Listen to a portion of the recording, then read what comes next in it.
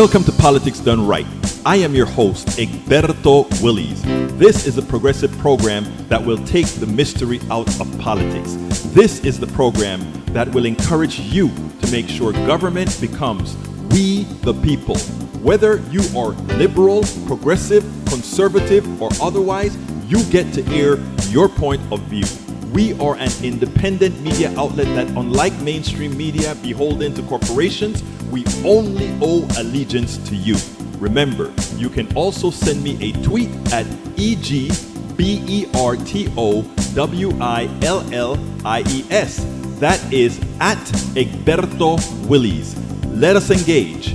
It is Politics Done Right.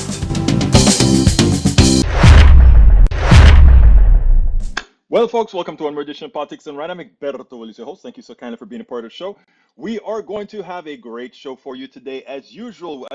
Welcome aboard, AVQ. Welcome aboard, Yvette Avery Herod. And for all of those who are not yet checking in, come on, check in, so that I can salute you early. Well, since I have an interview, let's go ahead and get busy real quick with some of the notions that Michael Rudnin has brought to us, which he normally brings every day. Recreational marijuana petition passes signature requirements. Legal Missouri 2022 announces Tuesday it has 200,000 signatures for pushing a constitutional amendment that would make recreational marijuana legal in Missouri, enough to put the issue on the ballot, and it still plans to gather thousands more signatures. Happy 420. That's today. You know what that means. It's Marijuana Day. Now, just how many states will legalize or decriminalize before Biden takes marijuana off the Schedule 1 listing? This is an idea with a supermajority polling support whose time has absolutely come.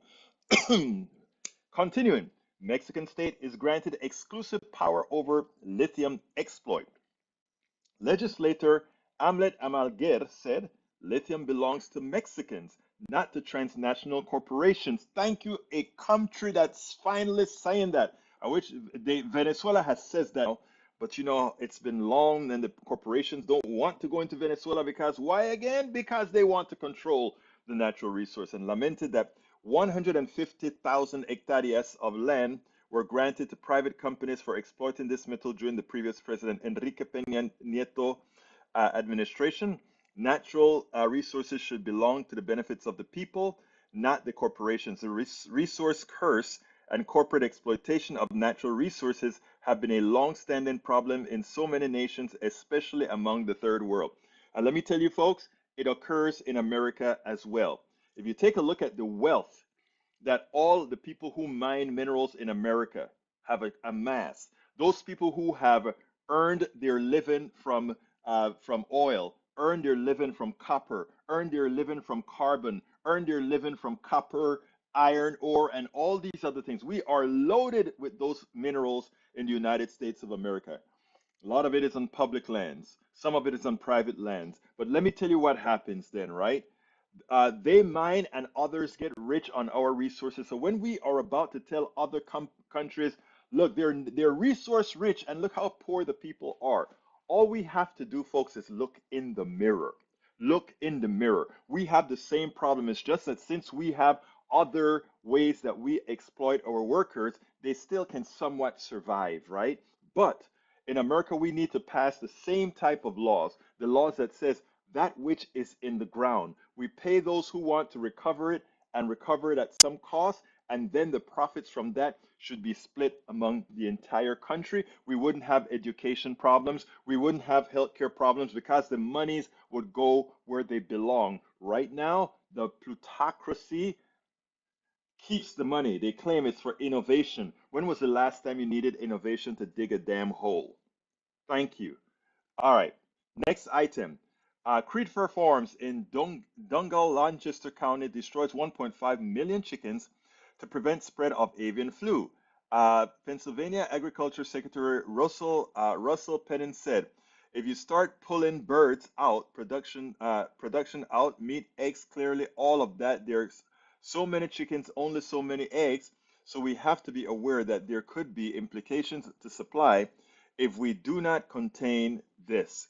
This current strain of the avian flu has over a 90% mortality rate among chickens, with over 27 million dead chickens so far, and over 50% mortality rate among other birds that have been studied. Wow, that's bad.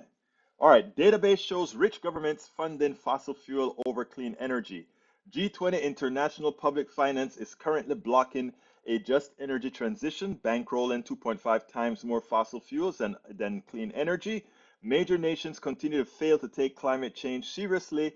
Global warming is an existential threat, yet they are still subsidizing the primary underlying cause of that threat. Afternoon from Ave Avery Herod. Good afternoon, my dear beautiful lady. AVQ says, watching from Twitch. Sarah Beachy says, hello there, Michael. Hey, all right, Michael Renner says, Egberto most definitely happens here as well. And the most egregious is fracking. Yeah, you are correct. Now, but let me qualify that some. If you have mineral rights to your land, you will get a royalty on that. But you know who still makes the majority of the profits from that which is extracted from your land? The corporations. That has to stop. In fact, I think every single piece of mineral underneath the ground, whether on private land or public land, should be owned by the state. And let me tell you why. People say, "Oh, socialism." No, it's not. The land in the beginning, right here in America, was stolen. If you take a look at all those rich fat cat oil stars in West Texas, they're on stolen land from the indigenous people. Why should those indigenous people ideally come and have a claim to what those people are drilling in oil right now? They're living in dire straits, these indigenous people, on all these lands that are filled with minerals, filled with resources. Yet they are broke, they are busted, they're alcoholics, drug addicts, and you name it because it was taken from them. And then we want to be, oh, let's go ahead and not have the depletion allowance tax. And no, no, no, no, no, no, no. All land, all resources beneath the land should belong to we the people. It's not something that grows like farming. Farming, the farmer has to go plant the seed.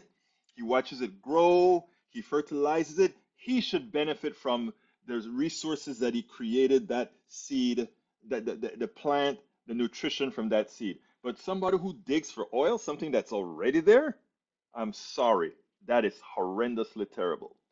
Eric Hayes says the dark side of EV push, which is neither green or ethical. Stop.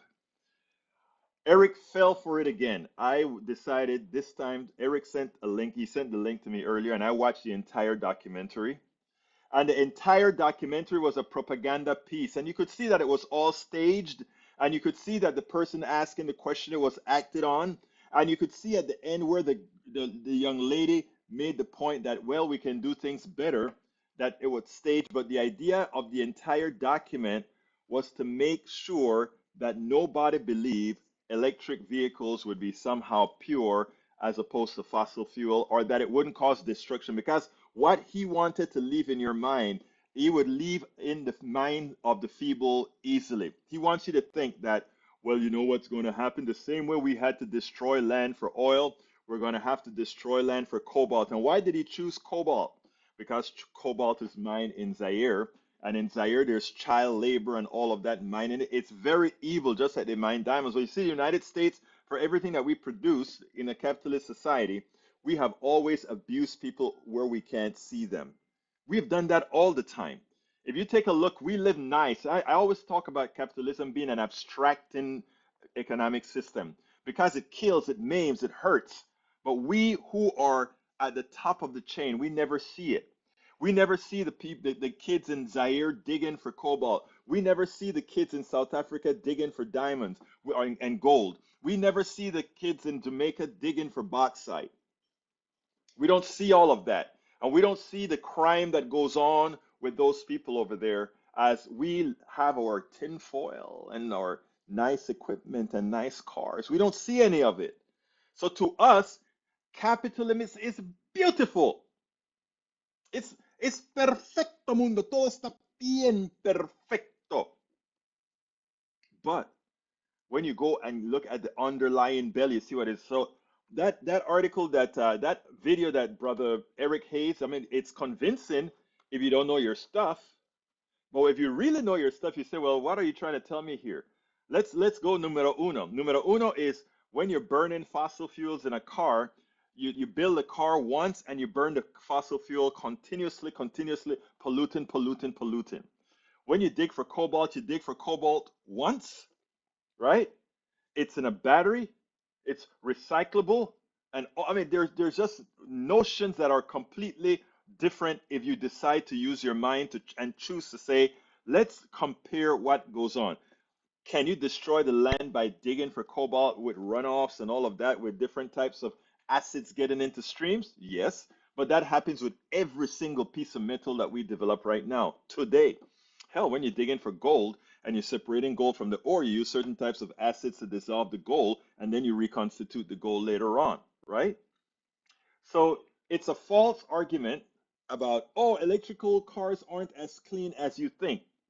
Electrical cars, let's put a wall at the sale of the electrical car. When you put a wall at the sale of the electrical car, the damage that it does to the environment is inconsequential compared to a fossil fuel burn car. Now let's look at the other side, the creation of the car. The creation of the car, the only difference in the creation of the car is what minerals are going to be used in that car. What minerals are used in regular cars? Aluminum, iron, plastics, etc. The same thing used in electrical cars, plus the battery, which has uh, alkalides. We have cobalt, and of course, what is that thing that they use for the other that other battery material? You know what I'm talking about. So when you look at it in both directions, the car, electrical car, are a lot safer, a lot more efficient, and a lot less polluting all the way around than a regular car. Lithium, that's what I was looking for, lithium. Okay, continuing. Para ver. Eric Hayes, if you want to share from Fox, share from Fox directly rather than hiding behind a MSN redirect. That is funny. But again, I don't, you know what, Rudden? I don't care where the material comes from. If it comes from Fox, MSNBC, OAN, CNN, I let it stand on what it says. And what happened to Eric is he was snowed into what that was designed. Okay, let me tell you how these different programs are designed. They go through think tanks, and think tanks get psychologists, and they have tests of people of different ideologies, etc. So what they did with this particular one, I can presume, right? This wasn't geared towards right wingers. Right wingers will use this to give to their left wing friends, right? But it was written for left wingers because they know that anything they say, the right winger is going to believe already. That conservative person is going to believe anything you put in front of them, whether it's scientific or not, as long as it came from a conservative source, they'll believe it. You go to a lefty now, you have to come with more fact-based information, right? So you go to the fact-based information, and his information is actually accurate. The problem is how it is spun. That's deceiving. And that's why you have politics done right. Okay, continuing. Eric Hayes says fracking is backed up, not enough workers. Oh, wow. I don't even know how to answer that. I really don't. I really don't. Daniel Adosa, if Europeans had not come to America, all those natives would not even know of the riches beneath their feet. Let me see. If I recall, to survive, you have to eat, Mr. Rizzo. And if you're coming to America and you want to survive in America, one of the produces, corn, and other material that you have to learn to grow here, I think the natives did a good job in teaching the Americans one thing. So the natives taught Americans, right? Now let's also talk about, well, if the Europeans didn't come here. There's nothing special about Europeans, Africans, the natives, meaning the more than likely Asians, permutations of Asians that came over the land bridge, etc. There's nothing special about these people. You know why? They are all humans.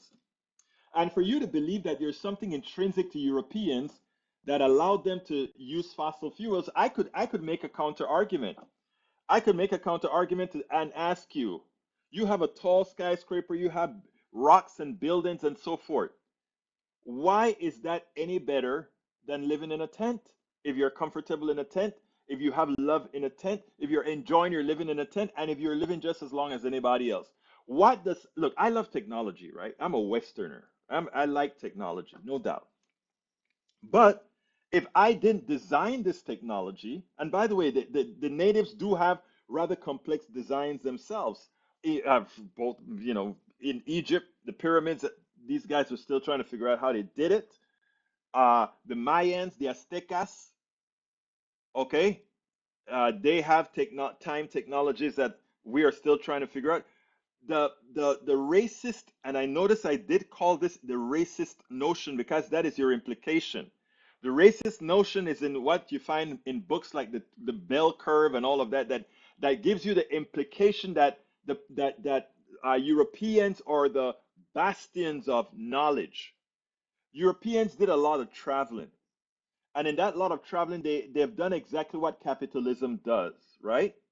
And that is, it's the amalgamate, the accumulation of knowledge from everywhere. I mean, we had like we first of all, a lot of indigenous people, black people, and all of that. The inventions that we look at today didn't come from Europeans. They came right here in America from indigenous people, from black people, and all these other folks. Look it up. You can look it up. Everybody has the same intellect.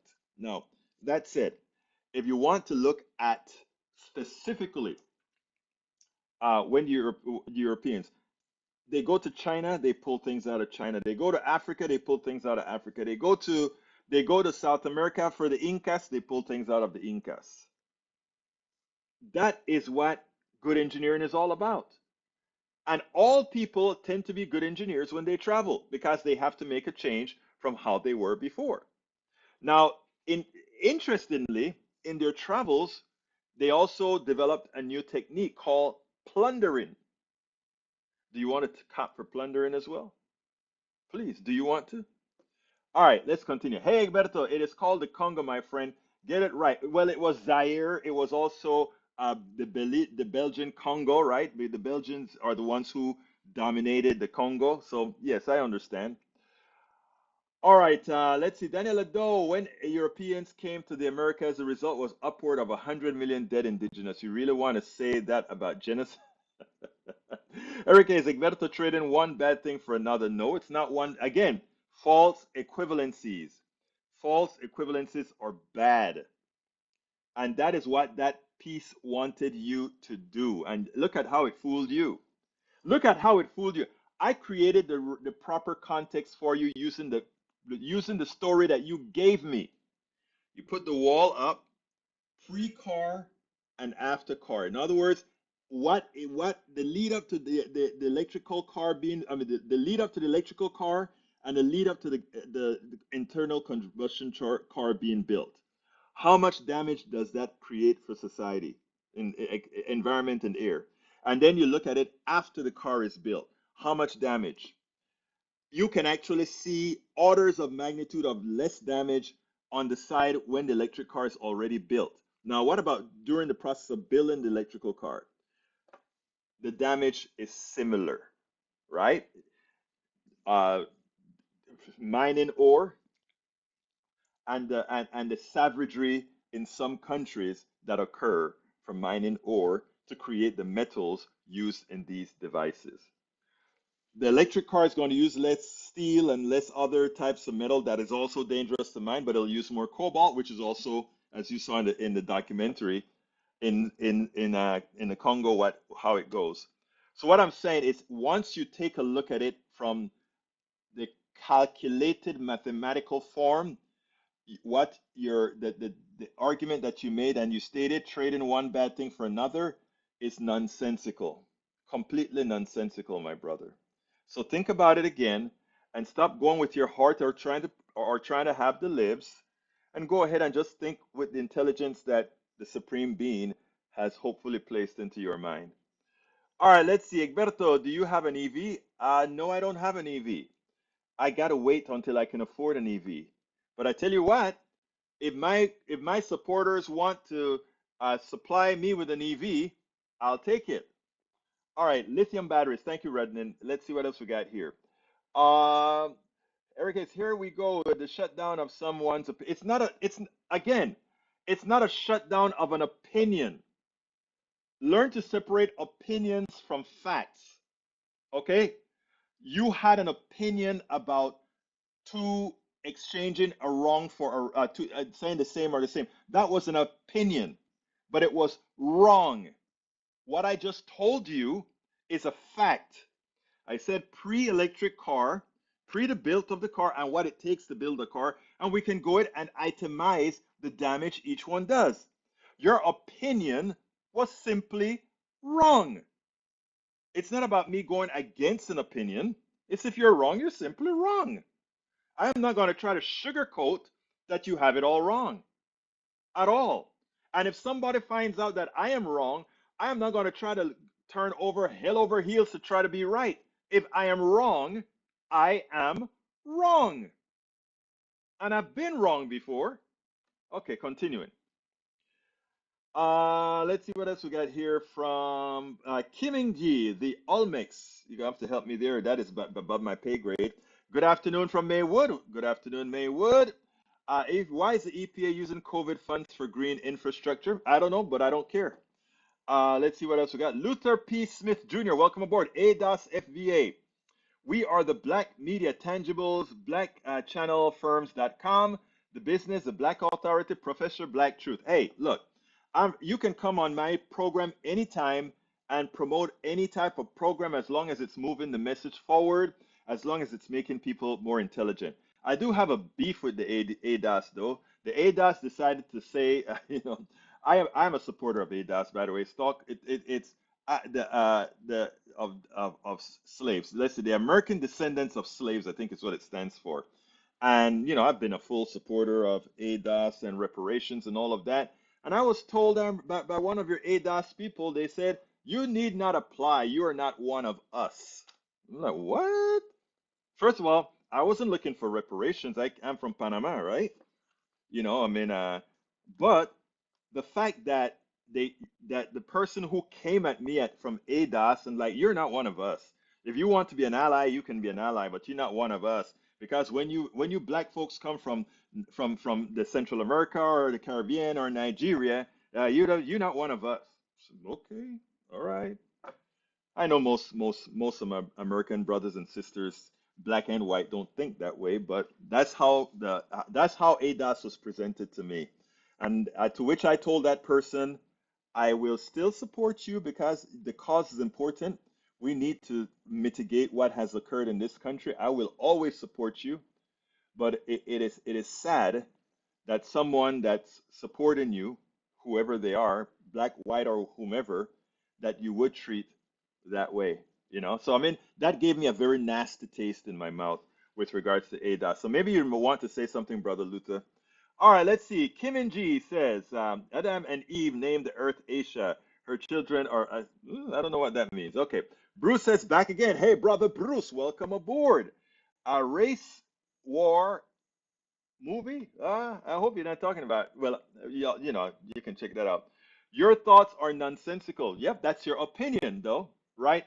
Hayes, your opinion is that my fact-based thoughts are are nonsensical. Fine, that's your opinion, and you have the right to your opinion. Of course, it's wrong, but you have a right to it. Okay, let's see what else we got here. Carl Cox says corporate interests, mega corporations, mega rich and greedy corrupt. With the supporter backers around the world, they are destroying the environment around the globe. Yes, they are, Brother Cox. Yes, they are.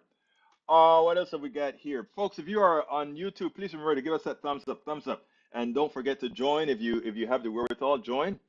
Luther Smith says, Michael, come on, guys, y'all, chill out. Let's see what else we got here now. Maywood, that's to somebody else. Okay, let's stop. Okay, Michael and Luther, we all brothers and sisters here, man. We don't have to go back and forth. Neither one of you, please, please, please. Michael says, I support American descendants of slavery. I also support reparations. My only questions are who qualifies, how much, and whether to cut checks infrastructure. I don't even think I don't want checks cut. I mean, checks cut several hundred years down the road. I spoke to a couple of ladies in the organization, and that is not exactly how they're looking for it. Let's say either we are a team or die a painful, agonizing, slow individual death. Good day and be one. We are always a team, Luther P. Smith. Always. Bruce says, you fretting over the same thing I get from Jews born to Jessic matters as opposed to Jews. Look at me who converted. I hear you, man. But you know what? The thing, Bruce, I tell people what we, oh, you know what? With my talking, I went too long. I'm going to have to do the interview tomorrow. Oh, God, you guys are so wonderful that you keep me going and going and going. I need 2 hours or 3 hours. But here's the deal. Bruce, when I understand that I want to say I was hurt, but I wasn't hurt when they told me that. I was pissed. That's what I was. I was pissed. That's what I was. Paul Fleming says ATL checking in, and Eric tells me to do my ask. It's that time. You're right. It's 20. No, it's not yet. I'll do the ask a little later. But yeah, Bruce, I didn't feel bad. I was disappointed, and I was also pissed because I don't see, you're not even at the stage where you're saying how, sorry, how checks are going to be cut or anything like that. You don't even know that yet, right? But you're already thinking money, money, money. This is mine. This is mine. It's everything that capitalism teaches you. And what I'm trying to tell you is that the cancer that our economic system is, once you get into its psyche, it affects everybody. You look at Oprah, you don't see Oprah trying to be more collective in her monies. You don't see Bill, you don't see any of these guys that you would think are would do different things with their monies to change the type of system that we have, right? But anyhow, I want to say one thing. I'm not going to, it's too late now for me to start the video. It's a 25 or 28-minute interview that I did. So I'll postpone that to tomorrow, I guess. Again, if you guys have an active discussion, it makes a hell of a lot more sense for me to have the active discussion and hold off the interview if the interview is not time sensitive. And this one is not time sensitive, so I'll hold it off. Now, there's a woman that I couldn't express how proud I was of her. She did something you have been, many of us in the know have been telling Democrats to do. The reason we can have Daniel Ledo, a good person, and and Eric Hayes, another good person, who are predisposed to believe things if it comes from the right because, by nature or family or whatever, they're conservative. The reason a lot of the crap that they believe is not that they're bad people, dumb, or anything like that. It's because the counter argument that puts out the fact-based information, Democrats are very poor articulators thereof. So when I find people that did a hell of a job in that, I like to highlight them. And in that light, I want you to listen to this. Democratic State Senator Mallory McMorrow, she destroyed the evils being done by the GOP by attempting to call people pedophiles, by maligning many Democrats and progressives for what they're doing, the good things that they did. And she hit at the heart of what these people are all about. I want you to listen to her, and then let's take it on the other side. I didn't expect to wake up yesterday to the news that the senator from the 22nd district had overnight accused me by name of grooming and sexualizing children in an email fundraising for herself. So I sat on it for a while wondering why me. And then I realized, because I am the biggest threat to your hollow, hateful scheme. Because you can't claim that you are targeting marginalized kids in the name of, quote, parental rights if another parent is standing up to say no. So then what? Then you dehumanize and marginalize me. You say that I'm one of them. You say she's a groomer. She supports pedophilia. She wants children to believe that they were responsible for slavery and to feel bad about themselves because they're white. Well, here's a little bit of background about who I really am. Growing up, my family was very active in our church. I sang in the choir. My mom taught CCD. One day, our priest called a meeting with my mom and told her that she was not living up to the church's expectations and that she was disappointing. My mom asked why. Among other reasons, she was told it was because she was divorced and because the priest didn't see her at Mass every Sunday. So where was my mom on Sundays? She was at the soup kitchen with me. My mom taught me at a very young age that Christianity and faith was about being part of a community, about recognizing our privilege and blessings and doing what we can to be of service to others, especially people who are marginalized, targeted, and who had less, often unfairly. I learned that service was far more important than performative nonsense like being seen in the same pew every Sunday or writing Christian in your Twitter bio and using that as a shield to target and marginalize already marginalized people. I also stand on the shoulders of people like Father Ted Hesburgh, the longtime president of the University of Notre Dame, who was active in the civil rights movement, who recognized his power and privilege as a white man, a faith leader, and the head of an influential and well-respected institution, and who saw black people in this country being targeted and discriminated against and beaten, and reached out to lock arms with Dr. Martin Luther King Jr. when he was alive, when it was unpopular and risky, and marching alongside them to say, "We've got you," to offer protection and service and allyship to try to right the wrongs and fix injustice in the world. So who am I?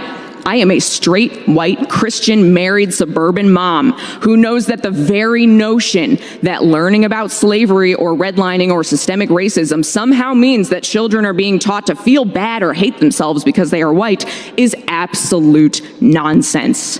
No child alive today is responsible for slavery. No one in this room is responsible for slavery. But each and every single one of us bears responsibility for writing the next chapter of history. Each and every single one of us decides what happens next and how we respond to history and the world around us. We are not responsible for the past. We also cannot change the past. We can't pretend that it didn't happen or deny people their very right to exist. I am a straight, white, Christian, married, suburban mom. I want my daughter to know that she is loved, supported, and seen for whoever she becomes.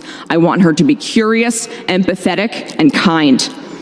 People who are different are not the reason that our roads are in bad shape after decades of disinvestment, or that healthcare costs are too high, or that teachers are leaving the profession. I want every child in this state to feel seen, heard, and supported, not marginalized and targeted because they are not straight, white, and Christian. We cannot let hateful people tell you otherwise, to scapegoat and deflect from the fact that they are not doing anything to fix the real issues that impact people's lives. And I know that hate will only win if people like me stand by and let it happen. So I want to be very clear right now. Call me whatever you want. I hope you brought in a few dollars. I hope it made you sleep good last night. I know who I am. I know what faith and service means and what it calls for in this moment.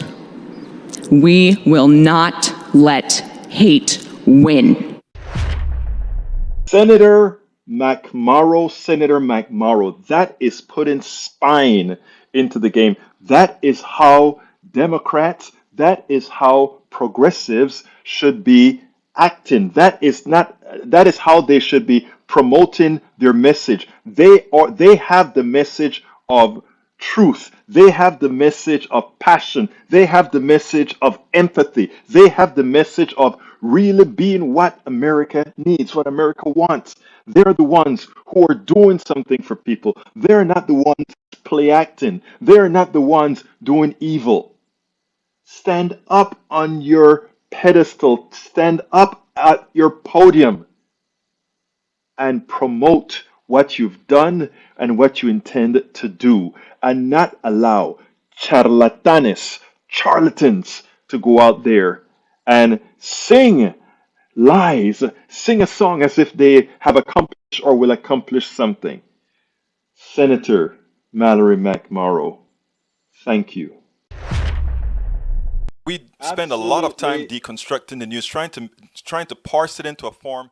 I mean, was that beautiful or what? And I want to put on the screen what it is that a piece of that woman's thing, right? And it drove me so crazy. It said the following. This is the second page of the fundraiser.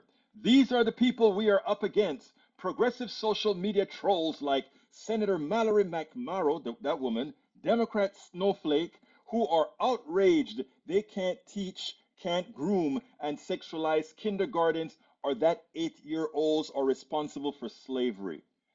They believe that we as parents do not have the right to help our children navigate their adolescence or their education. Um, who can be so stupid to believe that any adult, any adult, not like former Speaker Hastert, Republican Speaker of the House, who actually was a pedophile, but who would believe you watch your beautiful mothers and fathers going to school every day, Republicans, Democrats, independents, no affiliation, walking, they all love their kids. They adore their kids. Do you really buy that progressives want to groom and sexualize kindergartens and eighth graders? I wonder who write these things. I am concerned about who wrote these things because all of us rational thinkers know it makes no sense.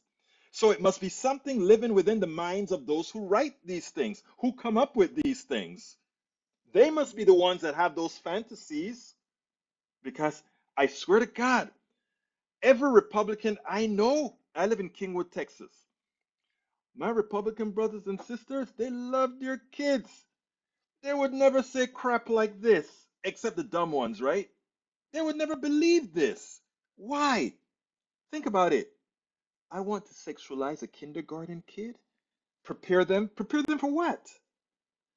And that, but what happens is they keep repeating these things over and over, and at first it sounds silly. At first it sounds ridiculous. But you keep repeating it, repeating it, repeating it, repeating it, repeating it, repeating it, repeating it, and you don't get a pushback. Suddenly people say, I wonder if there's some truth to that. I wonder if just maybe progressives have some ulterior motive. I wonder if you don't push back, if you just sit down and take it. Mallory Maury, McMorrow, McMorrow, thank you. If I were in a room with her, I would give her such a tight hug and say, thank you. Please replicate yourself now. Please replicate yourself. That is a powerful woman that you just listened to. Like some of the powerful women we have here. Yes, Miss Yvette Avery, I'm talking about you. Uh, Talking about all the folks I've seen in action in the field, not taking any crap from anybody. Anybody. Anyhow, let's I have another video that I need to show you, and this one here is that was great what she did there, right? But then she went on to interview she went on to interview an interview on Morning Joe this morning. And I thought the interview on Morning Joe was even more, I don't want to say better because she covered the whole basis there. I mean, before I go to that interview, I want to point out something. She made it clear that stuff about me being sexualizing kindergarten or supporting the sexualization of kindergarten. Let me tell you who I am. While people like you who have I'm a Christian on my Twitter feed are out there destroying people, I was being also destroyed by more of you in the right wing church that I was in because the pastor said you weren't in the pew, you weren't sitting down there like all the other nice ladies. No, you know where I was? I was at Soup Kitchen doing Jesus's work. I was out there feeding people. I was out there making lives better for people while you were parading your lives, while you were letting everybody see it. Now, I learned something today. I have an apology I have to make. Anytime I talk about the evangelicals and how evil they are. I've constantly equated them to the Pharisees. And a Jewish woman on Daily Kos today told me, Egberto, I love what you do. I love your piece. But do you know that equating what you're talking about constantly with the Pharisees, that is the lineage that I'm from? That's what this Jewish woman told me. And then she said, I am from that lineage, and it has always been a trope. Yes, just like in any other religion, there are issues and problems. So they are with the Pharisees and some of their folks. So please, Egberto, you will distract from the message by using Pharisees. So effective immediately. I will not be used. I'm not changing what I've written before because my past mistakes must be left so that people can see that my past mistakes. But I learned from this woman about the Pharisees today that it could be used as a trope. And as a trope, I will make sure not to use it. It was barely based on my own ignorance. All right, let's go back now to what she said now. So these evangelicals, where are you? You're not in church. No, I'm taking care of people in the soup kitchen. And then you have this foolish Republican woman, senator, who writes this fundraiser. And when she writes the fundraiser, and now she's getting castigated by Miss McMorrow, she couldn't even look her in the eye. She had to turn her head. She should be embarrassed. Unfortunately, one of the things Donald Trump taught is you no longer need to be embarrassed for doing embarrassing things. It's a shame. I'm going to go through the messages. I'm going to leave the last 10 minutes to go through the messages, but I want to play you now her interview. Oh, by the way, one other thing. And you notice she also said the potholes, the lack of education, healthcare, and all of that that's missing. None of that is solved by what you guys are hyperventilating about. You guys have no solution for these issues. But you want to talk about sexualization of kindergartens, which you know is a lie, and you want to support that. Ridiculous, ridiculous, ridiculous. So it was wonderful listening to, she's my new hero. I love her. Mallory McMorrow. Love you, girl. Okay, let's now listen to her interview this morning, because I think she had a message for my white brothers, my white women. Okay, I want you to listen to this because she's absolutely right. I'll explain a little bit better on the other side. Check it out. Recently, Michigan State Senator Mallory McMorrow gave a hell of a speech after a senator, Republican senator, in a fundraising newsletter implied that she was some sort of, she wanted to allow kindergartners to be sexualized, or they were grooming them to be sexualized, etc. It is a position that the Republicans have been trying to put in the ethos to scare white women from voting, for white women with children in schools to use it as a wedge issue they believe worked in Virginia to win these elections. Actually, the governor eked it out in Virginia, right? Well, this woman gave a hell. This state senator Mallory McMorrow gave a hell of a speech that really admonished Republicans. But it's what she had to say in the speech in an interview on Joe Scarborough today that I think is of importance. I want you to listen to this, and then we'll take it on the other side. I'm curious about the senator who made this accusation that you were upset that kindergartners couldn't be sexualized and that you were a groomer effectively.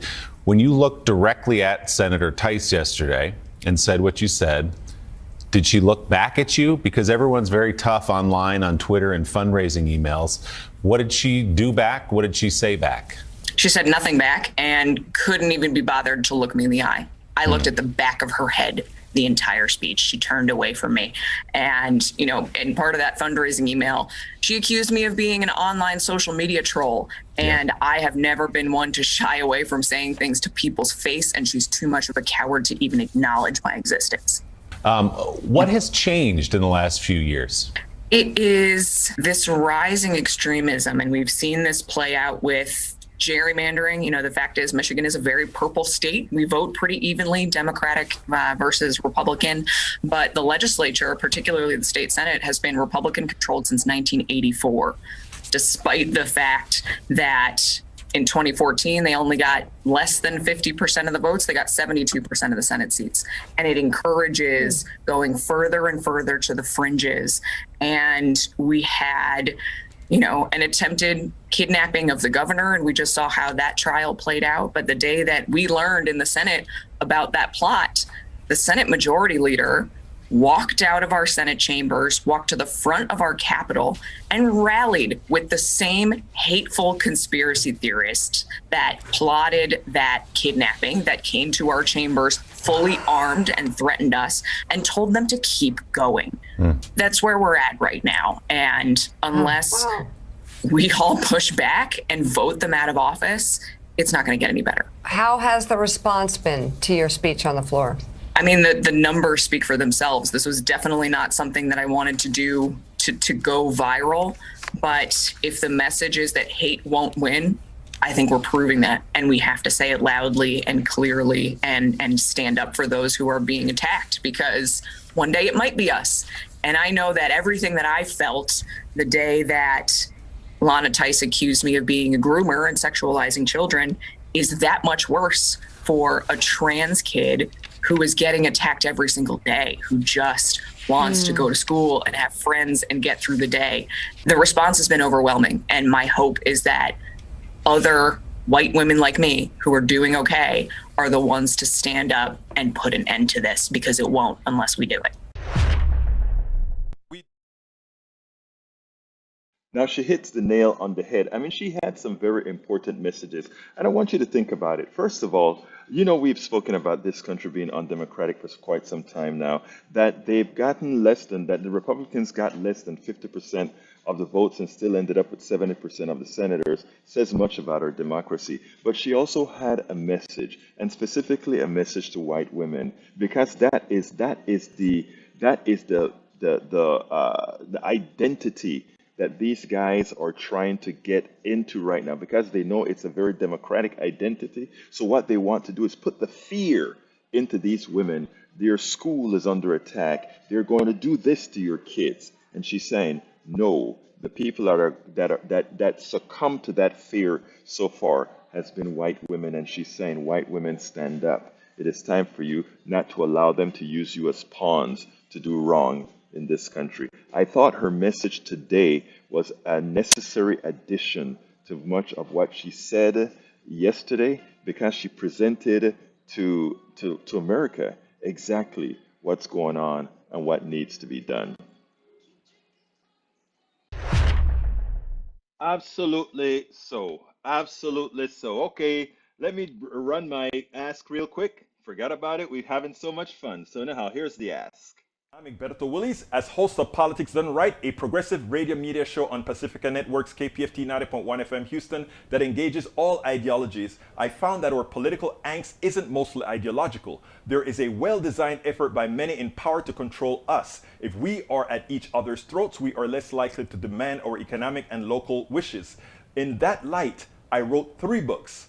I wrote the first one titled, As I See It, Class Warfare, the Only Resort to Right-Wing Doom, to describe the entire economy in a manner we can all understand. It highlights why it was designed to pilfer most, as it empowers a few, the chosen. The second book, titled, It's Worth It, How to Talk to Your Right-Wing Relatives, Friends, and Neighbors, take it to the next level. After understanding how the system pilfers, it is incumbent that we can speak to our peers to empower a change. The third book, How to Make America Utopia, Take Away the Economy from Those Who Rigged It, gives us a place to land. After learning about our economy that is dysfunctional for most and learning how to engage the other side, we point out what would make an economy that works for all. Each book stands on its own, but together they provide the full picture. Please consider getting one or more. You will undoubtedly learn, be entertained, and help us continue the mission with our blogs, articles, videos, and books. I'm Egberto Willis. Absolutely so, folks. And please remember, you can go ahead and get all our books at politicsdoneright.com/books, politicsdoneright.com/books. I'm not going to give all the support links today because I want to go to the messages real quick. So let me just go ahead and give you the all-encompassing support. If you want to support us, and I ask you to please choose one of the methods in this link here to support us, politicsdoneright.com/support, politicsdoneright.com/support. Choose one of those. I'm sure you will find a way that you can say, yes, I am definitely going to support Politics Done Right. Anyhow, let's go ahead and go to the messages. Kim In-jin says, so in 2020, how can an election where a group gets less than 50% of the votes control 70% of the election? It's called gerrymandering. They pack all the blues into one district, and then they put just enough reds in the other district so that they have control. Now, eventually it runs out. I think at about 40% or so, it no longer works in the aggregate, just because you just don't have enough people. You can pack 100% blue districts and you still have so many other people left over. So that only works for so long. Carl Cox says, too many evangelicals go to church every Sunday and support the church with their money. The fact is that the vast majority of churches don't use the monetary contributions to help. Maywood says, no, that's a reply to Rudden. Rudden says, first they came for the communists and I did not speak out because I was not a communist. Then they came for the socialists and I did not speak out because I was not a socialist. Then they came for the trade unionists and I did not speak out because I was not a trade unionist. Then they came for the Jews and I did not speak out because I was not Jewish. Then they came for me and there were no one left to speak out for me. I've heard that before. Makes a lot of sense. Yvette Avery Harrod says, she had an amazing comeback. She sure did. Thanks for complimenting Berto. Of course, I only compliment that which should be complimented. And you know, you've been my hero from the time you went up against the big guys. She went up against Delta. Is it Delta or United? Delta, I think it was Delta. Went up against Delta. Girl, you're my hero. Let's see what else we got here. E227 says, all three headmen of so-called Aztec Empire murdered by white guys invading the continent for no justifiable reason. Now we are in Ukraine for no justifiable reason, delivering the genocidal weapons of Empire. 502 years of North American atrocities. Basta, enough. Yo no sabía que podías hablar español. Basta es una palabra en español. It means stop. All right, let's see. Bruce says we need new moderate parties that overtake the old ones. Well, you see what happened in France. France, the equivalent of the Republican Party and the equivalent of the Democratic Party both lost, right? What we have now is a left party and a far right party that's left. The left, and if you listen to what our good Richard Wolff said, economist Dr. Richard Wolff said, what very few people are talking about is that the left-wing party in the place got 22%, which is in the same vicinity as the right-wing party and the center-left party. So who knows? Who knows what's going to happen on Sunday? The debate should be on right now, the French debate. All right, let's see what else we got here. What else we got here? Eric says, no, that's between Eric and Bruce. All right, Carl Cox says there are too many people in America who like being lied to. They don't like being lied to. It's what happens is, I think it was somebody said earlier, I don't remember who it is, that Republicans have reached a point now where they don't even want to believe the fact checkers, right? And all of that was slowly placed into their psyche, that somehow the fact checkers were biased. I'm not saying that they're completely wrong about that, because what we have is you have to understand your fact checkers. If you have a fact checker that is funded by a left-wing group, you have to be suspect. If you have a fact check that is funded by Koch, or a few other right-wing groups, you have to be suspect. So you have to really verify your fact-checking organization and what their corroborating information is. All right? Like I had to go against a fact-checking organization one time when they raided my company, when they raided Egberto Willies. You know, they rated Egberto Willies initially as a left-wing, far left, which is true, but they also said that my information was in fact-based. I challenged it. I went and I said, please point out and I gave my blogs, my radio shows, and everything. I passed it on. I said, please find anything that I've said that was not fact-based. Within 2 days, my rating changed to factual. And the reason why, again, is you have to be aware. There are companies that sometimes, especially to the smaller guys, they just figure, it's blowhard. We're not gonna. They're probably not fact-based anyway. So these are things that you have to be careful of. Tom C, how you doing, my brother? Says, yay, Michigan Democratic Party, great speech by Democratic representative from Southeast Michigan exposing hypocrisy and lies in the GOP. Paul Fleming says, every elected official must call out people who lie, who spread hate and are fearmongers. Our democracy must have it to survive. And thank you for saying that. When we correct these things, it's not just that we want to be, it is for real that's the only way democracy can survive. Only way. Michael Rudden said, Egberto, from 2019, some 70% of conservatives distrust fact checkers, and you want to say they don't like being lied to? This number is only gotten higher. Again, what the educated right wingers are doing to their pew is they're making them stupid. That is what I keep telling people. And I don't use the stupid in the term, oh, you're stupid kind of a way. I mean okay, I shouldn't use stupid. I should use the word ignorant. They want their people ignorant. And that's what they do. And to get somebody ignorant, you have to destroy the pillars, right? So if you want to control their minds, you destroy everything that they can use to figure out if what you are telling them is true or false. So Rudnin, while you're correct into saying that they don't believe in the fact checking, the question is, why don't they believe in the fact checking? Because the people that they learned to trust eroded their trust in fact checking. What is somebody like Politics Done Right and other groups supposed to do? We can't just lay facts on them. We can't. Because it won't work. You already said it. They don't believe in fact checking. What you can do, however, is try to earn their trust. And I know that I've earned the trust of a lot of my right wingers. Not necessarily all of them that are in the House right now. But I know because when they've made changes, they've actually been proud to tell me of the change they've made. Some have even written blogs and said, hey, this is what I can deal. I'm still a conservative, but you're right on this. And that's where we want to go. And we are up at a hard break right now. My name is, look, love you guys, love the interaction. I'm going to have to reduce the interviews sometimes because some days come out here and you guys are just full of stuff like today. Anyhow, my name is Egberto Willies. This is Politics Done Right. And you guys know how I end this one. I am what? Out!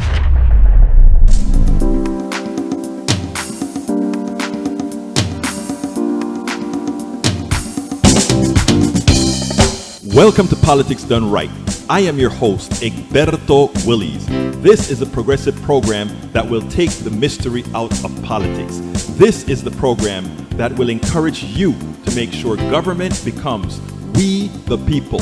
Whether you are liberal, progressive, conservative, or otherwise, you get to air your point of view. We are an independent media outlet that, unlike mainstream media beholden to corporations, we only owe allegiance to you. Remember, you can also send me a tweet at EGBERTOWILLIES. That is at Egberto Willies. Let us engage. It is Politics Done Right.